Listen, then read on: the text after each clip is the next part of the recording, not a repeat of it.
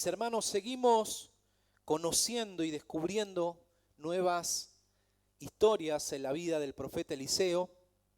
Ya hemos venido recorriendo varias historias o varias escenas de su vida y hoy nos toca descubrir un segundo encuentro que Eliseo tiene con la mujer que conoció en el capítulo anterior, la conocida Sunamita, que hemos cantado, compartía y recordábamos que cantamos una adoración que tiene que ver con eso. Y hoy vamos a conocer un segundo encuentro que ocurre unos años más tarde del que vimos la semana pasada.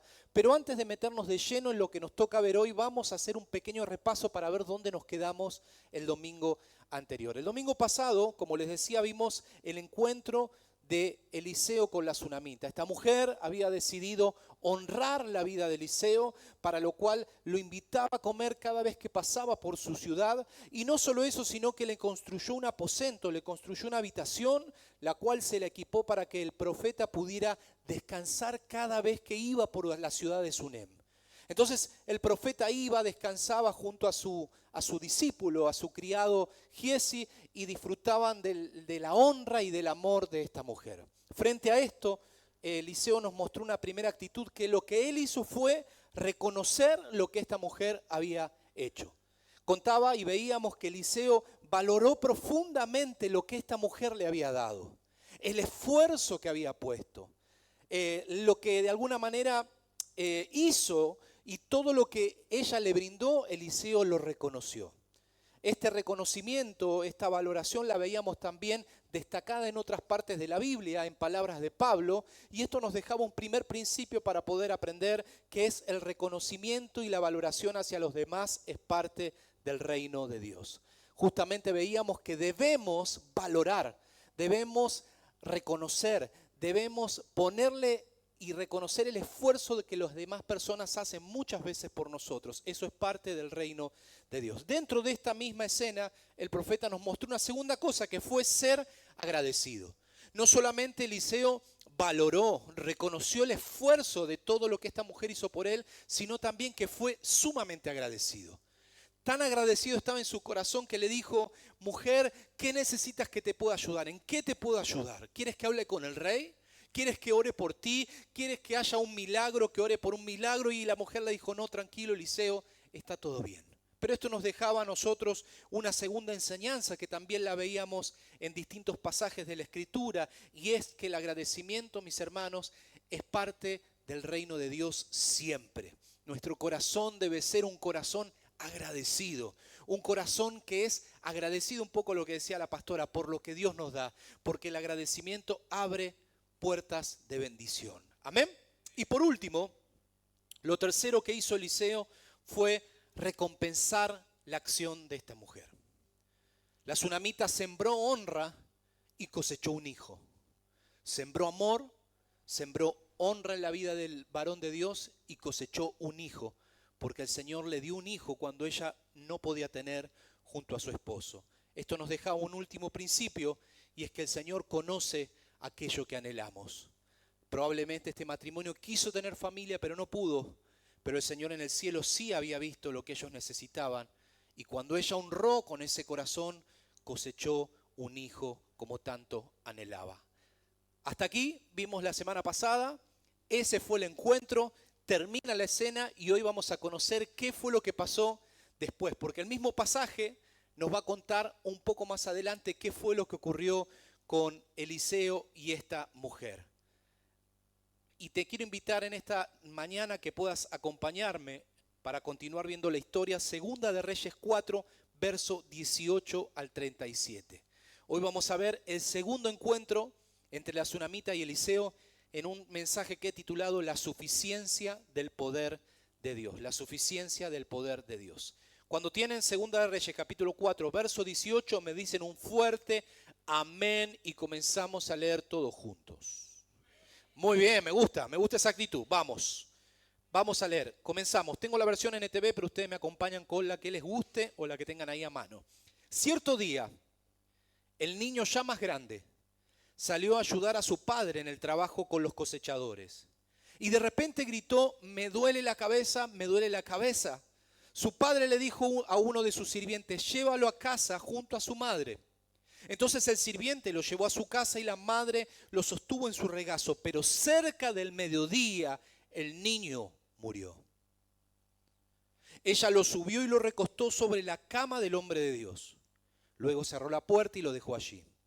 Después le envió un mensaje a su esposo: mándame a uno de los sirvientes y un burro para que pueda ir rápido a ver el hombre de Dios y luego volver enseguida. ¿Por qué ir hoy?, preguntó él. No es ni festival de luna nueva ni día de descanso. Pero ella dijo: no importa. Entonces ensilló el burro y le dijo al sirviente: apúrate y no disminuyas el paso a menos que yo te lo diga. Cuando ella se acercaba al hombre de Dios en el monte Carmelo, Eliseo la vio desde lejos y le dijo a Giezi: mira, allí viene la señora de Sunem. Dejemos en pausa un instante antes de seguir avanzando con la historia. Hablemos un poquito del contexto. ¿Qué fue lo que pasó aquí? Resulta que este pasaje, la palabra no lo menciona, pero ocurre unos años más tarde. El bebé ya era un niño, probablemente unos 8, 9 años, 10 años. Habían pasado unos 10 años, 8 más o menos aproximadamente, entre el encuentro, el primer encuentro de Eliseo y esta mujer, cuando le anuncia el nacimiento de su hijo. Hasta ese momento se dejaron de ver, Eliseo se fue a otro lugar y la viuda estaba viviendo su vida ahí con su hijo y su esposo. Hasta que de repente dice justamente el pasaje que acabamos de leer, que ese niño que nació milagrosamente, que nació por el poder de Dios, enfermó y murió. Según estuve leyendo, al parecer por los gritos, la estación del año que estaba en ese momento y cómo se dio todo, hay una gran probabilidad de que el niño ya se haya insolado en ese momento, que su hijo se haya insolado. Cuestión que no sé si lo saben, pero la insolación puede ser muy peligrosa en algunos casos y en este caso fue tan peligrosa que el niño empeoró de tal manera que terminó falleciendo en los brazos de la madre.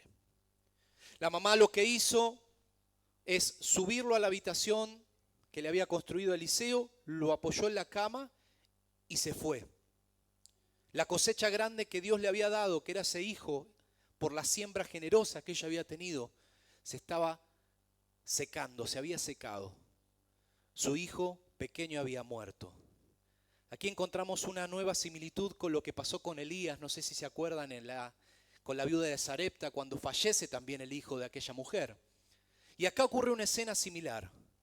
Cuando sucedió, como les decía, esta mamá dejó al niño en la pieza del profeta, acostado en la cama, llamó a su esposo, le dijo: envíame un ayudante que me quiero ir a ver al hombre de Dios, a Eliseo. No le da las razones, no le explica por qué.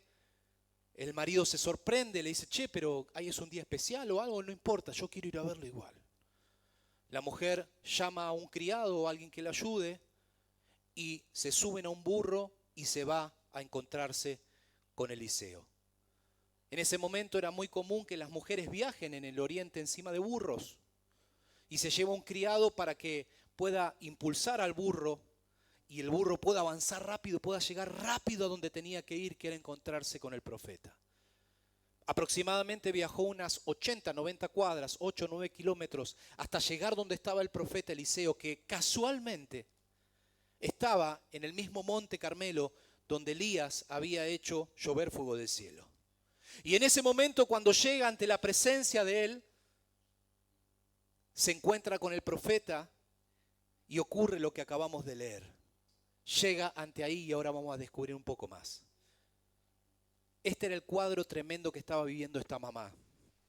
Yo me ponía a pensar, hay veces, mi hermano, que la vida se pone en modo difícil, aún con aquellas cosas que Dios nos ha dado. Ese hijo había sido dado por Dios. Sin embargo, en ese momento la mamá se encontraba con un hijo fallecido. Ahora, lo interesante y lo que nos vamos a enfocar hoy es qué hizo el profeta cuando recibió a la mujer en esa situación. ¿Qué hizo frente a este tremendo dolor, frente a esta tremenda escena que estaba viviendo con esta mujer que tanto lo había bendecido unos años atrás? Y acá empieza lo grueso. Eliseo nos va a mostrar 4 actitudes con las cuales se enfrentó la tremenda situación en la vida de esta mujer. Y la primera se encuentra a continuación. Vamos al verso 26. Miren lo que hizo. corre a su encuentro y pregúntale, esto le dice Eliseo a su siervo, ¿están todos bien tu esposo, tú, tu esposo y tu hijo? Sí, contestó ella, está todo bien. Eso se lo dijo al siervo. Sin embargo, cuando ella se encontró con el hombre de Dios en la montaña, se postró en el suelo delante de él y se agarró de sus pies. Giezi, el siervo de Eliseo, comenzó a apartarla, pero el hombre de Dios le dijo, déjala, está muy angustiada, pero el Señor no me ha dicho qué le pasa. Cuando la mujer llega, se encuentra primero con Giezi y hace esa respuesta que hacemos muchas veces nosotros cuando nos preguntan, ¿cómo estás? Todo bien, bien, bien. Algo así le dijo esta mujer. No quería entrar en detalles con Giezi. Ella quería hablar con Eliseo. Entonces se corre de lado ahí Giezi y sigue avanzando la mujer hasta encontrarse con Eliseo. Y cuando se encuentra con Eliseo se arrodilla, se agacha y se pone postrada a los pies del profeta de Dios. Giezi dice, che, correte un poquito, no seas cargosa, no lo cargosees al maestro, no lo cargosees al profeta, pero el profeta dice, déjala, está muy angustiada. Pero el Señor no me ha dicho qué le pasa. Y acá Eliseo nos deja una primera actitud.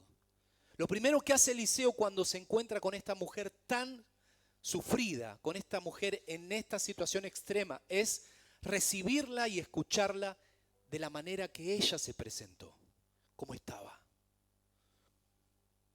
Eliseo dejó que ella expresara su dolor, que se presentara como estaba. Si bien no sabía qué pasaba, porque todavía Dios no le había revelado por qué la mujer estaba ahí, Eliseo la dejó que expresara su tristeza, porque actuó con empatía y sensibilidad hacia esa mujer. La que tanto lo había bendecido antes, en ese momento estaba mal, y aquí Eliseo nos muestra un costado mucho más sensible que lo que habíamos visto antes.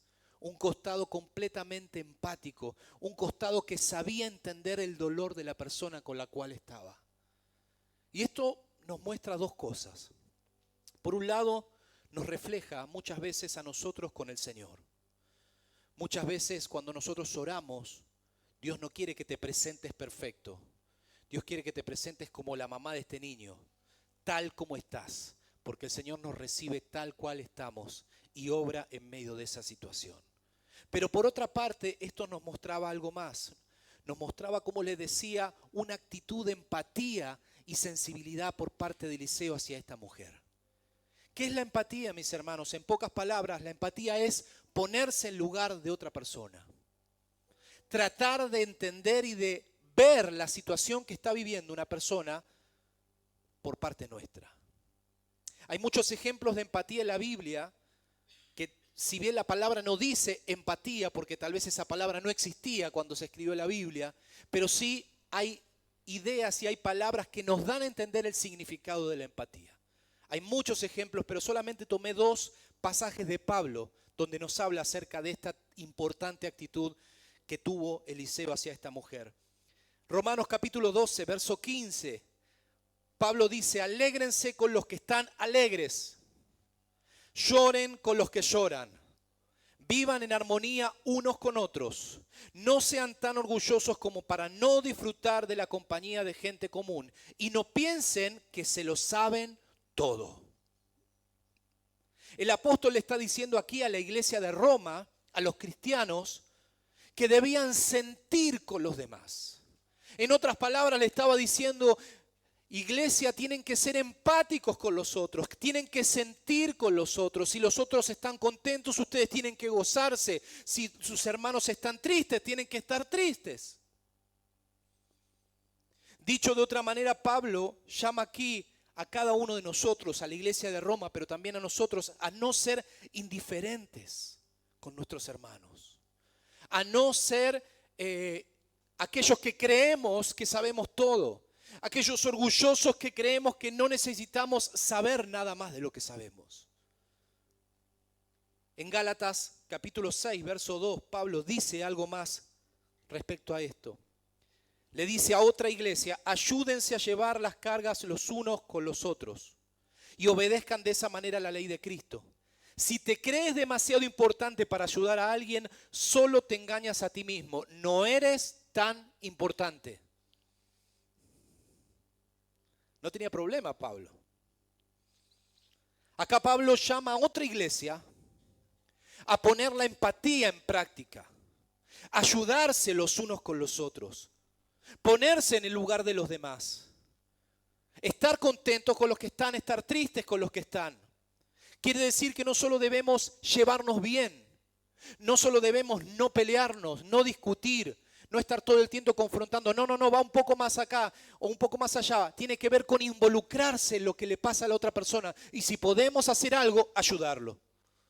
Eso es lo que Pablo nos está diciendo aquí. Todo esto nos deja un primer principio, que es la empatía y la sensibilidad hacia el dolor de los demás está presente en el reino de Dios. En el reino de Dios importa lo que le pasa a mi hermano y lo que yo hago en base a eso. Hoy vemos a nuestro alrededor lo contrario a este valor.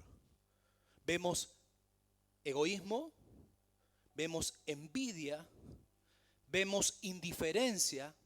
No me importa lo que le pasa. Que se la arregle sola. Que se la arregle solo. Eso es lo que hoy vemos.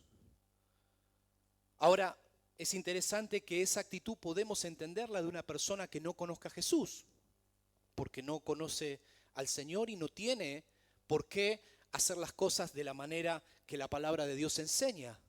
Pero el problema es que muchas veces estas actitudes no solo pasan por fuera de la iglesia, de la puerta para afuera, sino que a veces estas actitudes pasan de la puerta para adentro. A veces dentro del camino del Señor nos contagiamos de este espíritu. Y vivimos siendo indiferentes a lo que le pasa a mi hermano.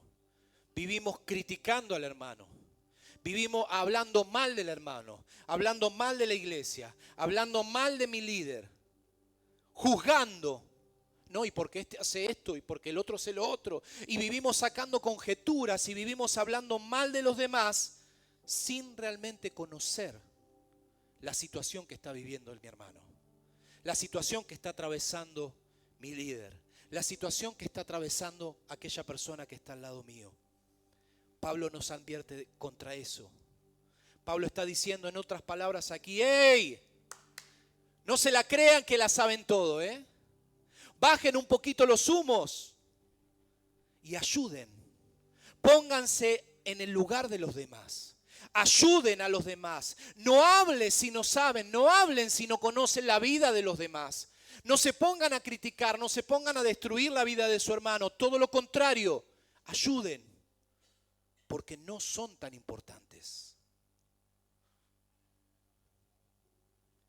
Frente a un mundo insensible que vivimos hoy, Pablo nos llama a través de la palabra y del ejemplo de Eliseo que vimos a no ser indiferentes y poder intentar ver la realidad a través de los ojos de mi hermano. Si mi hermano está atravesando por algo que está mal, alguna situación difícil, tratar de ver en qué puedo ayudarle a mi hermano. Ponerme en el lugar de él. Tratar de ver la situación como la está viendo él, sin creernos más ni mejor que los demás. ¿Cuántos reciben esta verdad? Entonces ella dijo, verso 28, ¿acaso yo te pedí un hijo, Señor mío? ¿Acaso no te dije no me engañes ni me des falsas esperanzas? Enseguida Eliseo le dijo a Giezi, prepárate para salir de viaje, toma mi vara y vete. No hables con nadie en el camino, ve rápido y pon la vara sobre el rostro del niño. La mujer desesperada le dice una frase que ya le había dicho a Eliseo cuando le promete tener a su hijo. Maestro, no me des falsas esperanzas. No te dije que no me des falsas esperanzas cuando ella no creía que iba a tener el hijo. Y acá le vuelve a decir, profeta, ¿no te dije que no me des falsas esperanzas? Mi hijo ha muerto, con poquitos años. No es que falleció cuando tenía 90, falleció con poquitos años. Entonces Eliseo reacciona y nos deja una segunda actitud. Lo segundo que hizo Eliseo en esta escena fue llamar a su siervo Giezi y decirle que se vaya primero a ver al niño. Le dijo a Giezi, Giezi, hace una cosa, mirá, prepárate, agarrá tus cosas, agarrá el burro, el caballo, lo que tengas para movilizarte, agarrá mi vara y llévatela a ver al niño. Enseguida, vamos, arrancá. La vara que tenía Eliseo, tengo una imagen por ahí, es conocida como bordón. No sé si se ve, a ver si la tienen ahí los chicos y se las muestro. Era como una especie de bastón más alto que se usaba mucho en la época donde estaba Eliseo. Las personas que estaban de viaje usaban esa vara, era de una madera firme y normalmente se usaba como apoyo, pero también para poder tal vez superar algún obstáculo. Entonces apoyaban ahí y con un pequeño salto, con un pequeño movimiento saltaban el obstáculo que pudiera haber en el camino. Entonces Eliseo le dice al siervo, agarrá las cosas, agarrá esa vara y llévatela para poder tomar contacto con el niño. Como leímos recién, Eliseo le dice esto a Giezi, Giezi se levanta y se va. Y miren lo que sucede. Pero la madre del niño dice, tan cierto como que el Señor vive, verso 30, y que vive usted, yo no regresaré a mi casa a menos que usted venga conmigo. Así que Eliseo volvió con ella. Giezi se adelantó, estaba primero, apresuradamente y puso la vara sobre el rostro del niño, pero no pasó nada. No daba señales de vida. Entonces regresó a encontrarse con Eliseo y le dijo, el niño sigue muerto. Interesante que la mujer le dijo, vos Eliseo, todo bien, mandá quien vos quiera, pero yo de acá, si vos no venís conmigo, de acá no me van a sacar.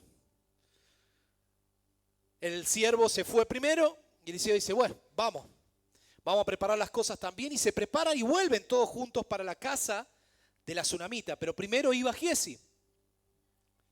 Y esto nos deja una enseñanza muy importante porque cuando llega Giezi primero al encuentro del niño, dice la palabra que le apoya la vara que Eliseo le había dicho que lleve y el niño no resucitó, no pasó nada.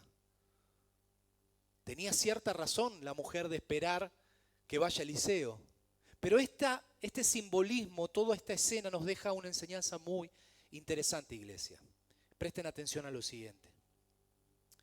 La tsunamita fue a buscar a Eliseo porque sabía que era un hombre de Dios. Sabía que el milagro que Dios le había dado, se lo había dado a través de él.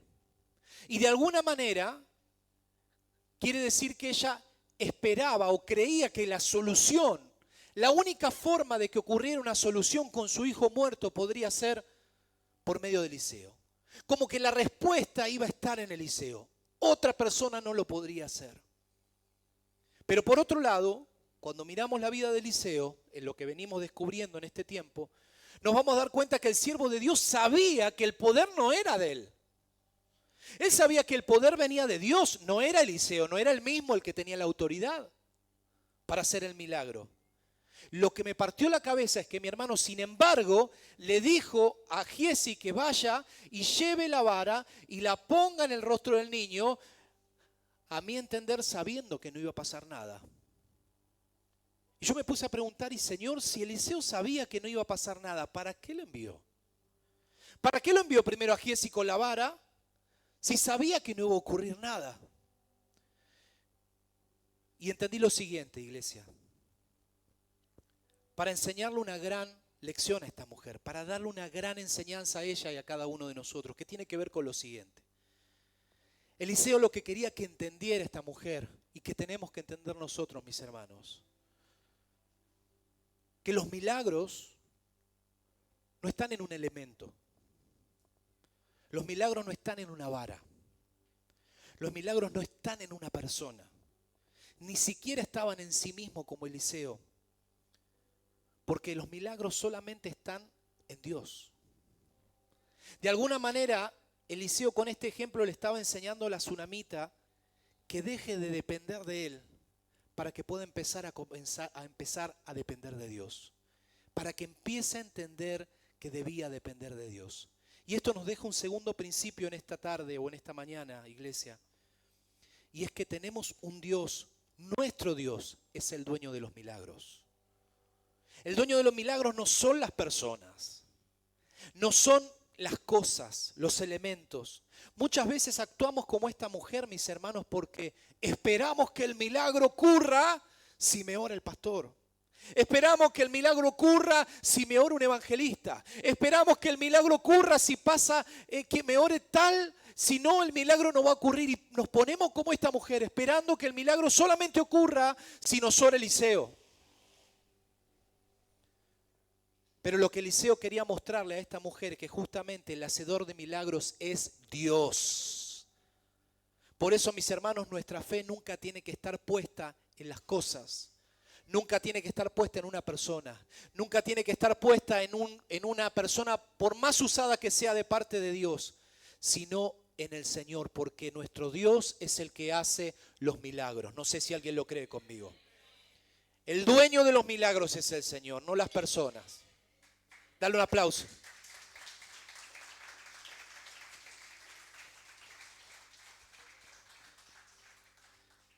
Entonces, hasta aquí vamos en el momento que se encuentra, pero sigamos un poco más adelante, verso 32. En efecto, cuando Eliseo llegó, el niño estaba muerto, acostado en la cama del profeta, en su propia cama que le habían hecho. Eliseo entró, cerró las puertas, entró solo, cerró la puerta tras sí y oró al Señor. Acá vemos un complemento de lo que estaba haciendo antes o el final de esta escena. Llega ante la presencia del niño y lo segundo o lo tercero que hizo fue entrar, cerrar la puerta y ponerse a orar. Se puso a orar a Dios. Eliseo entró como lo había hecho su maestro con el hijo de la viuda de Sarepta. No sé si le preguntó cómo lo hizo porque no estaba ahí. O si su maestro le enseñó, no lo sé. Pero lo único que sé es que Eliseo nos muestra algo muy parecido a lo que hizo Elías. Y se puso a orar. Y esto nos muestra dos cosas. Por un lado nos confirma lo que veníamos diciendo antes, que Eliseo sabía que el poder no era de él. Si no, Eliseo hubiese ido y hubiese tocado al niño y hubiese dicho, ahora sí, levántate. No. Él dijo, yo tengo que orar al Altísimo. El que va a obrar algo, si alguien va a hacer algo acá, es el creador de los cielos y la tierra. Yo no tengo nada que ver. Así que me voy a poner a orar.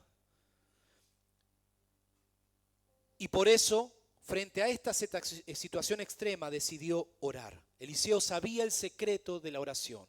Sabía que el secreto y el poder estaba justamente en la oración y no en él.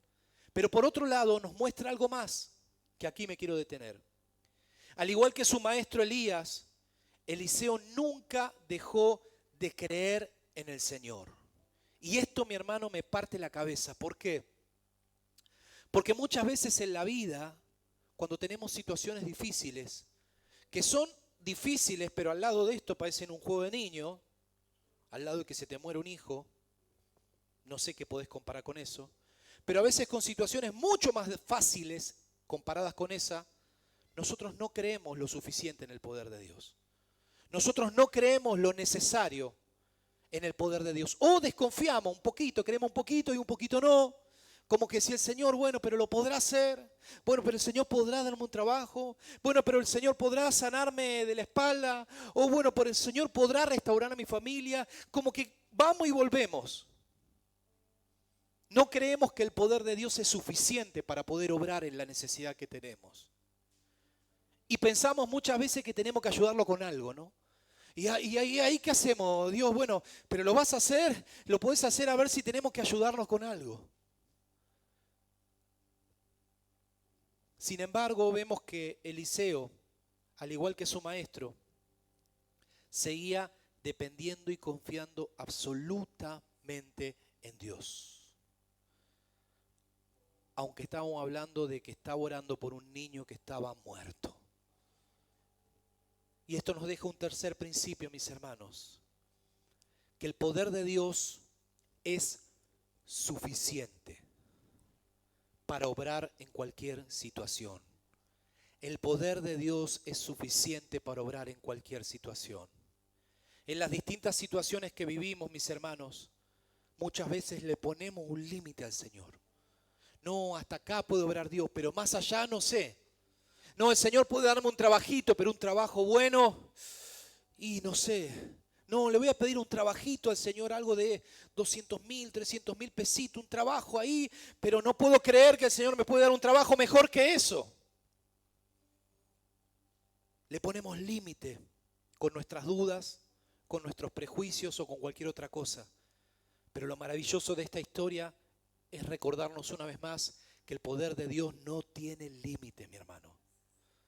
Eliseo nos enseña que cada vez que oremos, mi hermano, por un milagro, que oremos por algo que necesitamos, que oremos por algo que el Señor tiene que obrar en nuestras vidas, lo hagamos creyendo, despojados de toda duda, porque el poder de Dios es suficiente para obrar en cualquier momento, en cualquier situación y en cualquier circunstancia para la gloria de su nombre. No sé si alguien dice amén a esta palabra. Dale un aplauso a Él. Gracias, Señor. El Señor sigue obrando milagros en aquellos que le creen. Pero vayamos al final del pasaje para ver lo que pasó en el desenlace de esta historia. Verso 34. Después se tendió sobre el cuerpo del niño y puso su boca sobre la boca del niño, sus ojos sobre sus ojos y sus manos sobre sus manos. Mientras se tendía sobre él, el cuerpo del niño comenzó a entrar en calor. Entonces Eliseo se levantó, caminó de un lado a otro en la habitación y se tendió nuevamente sobre el niño. Esta vez el niño estornudó 7 veces y abrió los ojos. Verso 36. Entonces Eliseo llamó a Giezi y le dijo: llama a la madre del niño. Cuando ella entró, Eliseo le dijo: aquí tienes, toma a tu hijo. Ella cayó a los pies de Eliseo y se inclinó ante él llena de gratitud. Después tomó a su hijo en brazos y lo llevó abajo. Lo último que hizo Eliseo en esta escena que acabamos de leer fue involucrarse en el milagro, ser parte del milagro que Dios estaba por hacer. Tal como hizo Elías, su maestro también, en aquella vez cuando tuvo que resucitar al hijo de la viuda de Sarepta, también se involucró, no solo oró, sino que se apoyó en el pequeño, una figura bastante parecida a lo que estaba ocurriendo aquí. Y esto nos muestra dos cosas, las dos últimas cosas. Por un lado nos muestra que Eliseo no solo enfrentó una situación similar como su maestro Elías, sino que también lo hizo de una manera parecida.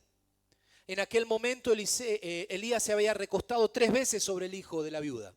Aquí en este caso lo hizo 2 y lo hizo con algunas variantes, pero el punto es que era bastante parecido. Con ciertas matices es bastante parecido a lo que ocurrió. Pero hay algo más, que acá está el detalle que quiero agregarle por último. Si prestaron atención, el pasaje dice que Eliseo se recuesta 2 veces sobre el niño. Y el niño comienza a estornudar. Estornudó 1, 2, 3, 4, 5, 6 y 7 veces antes de volver a la vida. Y esto me hacía recordar un pasaje de Jesús, un milagro de Jesús, que se encuentra en el libro de Marcos capítulo 8, versos 24 y 25. Yo se los leo. Aquí Jesús estaba con un hombre ciego. Y dice la palabra que el hombre miró después de que Jesús lo tocó a su alrededor y dijo: veo algunas personas, pero no puedo verlos con claridad. Jesús lo había tocado, pero el ciego todavía no lograba ver de manera completa. Entonces Jesús puso nuevamente sus manos, verso 25, sobre los ojos del hombre y fueron abiertos. Su vista fue totalmente restaurada y podía ver con claridad. Verso 26, Jesús lo envió a casa y le dijo, y ahí continuó el pasaje. ¿A qué voy con esto? El hombre ciego de esta historia, al igual que el niño de esta historia, de la historia de Eliseo, recuperaron la vida en distintos momentos. Quiere decir que no ocurrió de manera instantánea, no fue un milagro que lo tocó y ocurrió, o que Eliseo oró y salió. Y esto nos muestra 2 detalles. Por un lado nos muestra la actitud persistente del hombre de Dios, de Eliseo, como Elías, que estuvieron orando, y también Jesús, que volvió a orar por ese ciego hasta que el milagro ocurriera. Pero también nos deja una segunda enseñanza. Y es que muchas veces, mis hermanos, los milagros son progresivos. Hay milagros que son instantáneos, que ocurren, pero hay otros milagros donde Dios obra y es progresivo. A veces Dios te va sacando de vicios, te va sacando de situaciones, te va sacando de alguna manera de momentos o va obrando un milagro y tal vez no ocurre de un día para otro, ocurre en distintos momentos. Y esto nos deja un cuarto principio, perdón. Y es que debemos entender, mis hermanos, que tenemos un Dios que obra a su manera. Él obra como quiere, mi hermano. Normalmente tenemos la tendencia a esperar que el Señor obre como nosotros creemos que va a obrar, ¿no? Y esperamos que el milagro de parte de Dios, si ocurrió de una manera antes, ocurra de la misma forma ahora, ¿no? Y si no sé, conseguí trabajo por un amigo, que vuelva a conseguir trabajo por un amigo. Si el Señor me sanó por medio de la oración de alguien, y bueno, voy a decirle que ore de vuelta a ver si me vuelve a sanar. Porque tratamos de entenderlo con nuestra propia mente y esperar que ocurran las cosas como creemos o pensamos que van a ocurrir. Pero si aprendemos de esta historia, podemos entender que sí, podemos esperar que la sanidad, que la provisión, que la libertad, que cualquier cosa que necesitamos de parte de Dios ocurra de la manera que pasó antes. No tiene nada de malo esperar eso, pero ¿cuál es el punto? Que tenemos que estar abiertos a que ocurra de otra manera también. Por eso, mi hermano, no te cierres a una única forma, porque el poder de Dios obra como quiere. ¿Cuántos dicen amén a eso? Por eso, mi hermano, no estructures el poder de Dios. Si el Señor obró de una forma y quiere obrar de vuelta de la misma manera, bienvenido sea. Pero si el Señor quiere hacerlo de otra forma, que lo haga como quiera. Nuestra posición es orar, seguir orando, seguir creyendo, seguir pidiéndole al Señor que obre el milagro que necesitamos, que haga esa sanidad, que obre esa restauración, que cambie la vida de mis hijos. Sigo orando, pero no me concentro en cómo va a pasar, no me importa cómo pase, porque yo creo que va a pasar de la manera que Dios quiera que lo haga. ¿Cuántos dicen amén? Gracias al Señor. Para poder redondear el mensaje y cerrar, hoy aprendimos en este segundo encuentro de Eliseo con la tsunamita que debemos ponernos en lugar de nuestros hermanos, que debemos ser sensibles, debemos ser empáticos a lo que le pasa a mi hermano. No puedo ser indiferente. En el reino de Dios no existe la indiferencia. Debemos ser sensibles a lo que le pasa a los demás. Segundo, que el dueño de los milagros es el Señor y no las personas. ¿Dios puede usar personas? Sí. Pero ninguna persona es dueña del poder de Dios. Dios es el hacedor de los milagros. Tercero, que Dios es suficiente para obrar en cualquier situación. Mi hermano, no importa cuán difícil se haya puesto el tema, porque tenemos un Dios que ha vencido a la cruz y con ello ha vencido todo lo que podamos necesitar. Y por último, que cuando Dios obra en la vida de sus hijos, Él obra como quiere, cuando quiere y de la forma que Él quiere. ¿Cuántos le dan la gloria al Señor por eso? Dale un fuerte aplauso a Él. Gracias, Señor. Gracias, papá. Gracias, Señor. Gracias porque tú eres el Dios de los milagros.